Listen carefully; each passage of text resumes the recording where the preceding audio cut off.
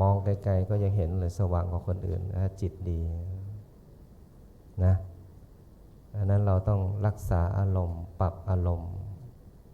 วันนี้ก็ถือว่าเป็นนิมิตหมายที่ดีซึ่งสอบถามทางท่านผู้ว่าท่านก็บอกว่ามาแล้วต้องสวดแต่ท่านยังไม่รู้หรอกว่าสวดกี่นาที ฮะโยมท่านไม่รู้หรอกนะก็ไม่ต้องรู้มันว่ากี่นาที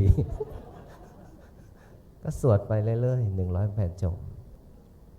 ทุกครั้งแม่นงยาวแม่จิรนุชนี่มาตั้งแต่ยุคหลวงพ่อสมเด็จมาทำอะไรรู้ไหมมาเป็นประธานทำอะไรรู้ไหมจุดเทียนรับศีลรับพรกลับ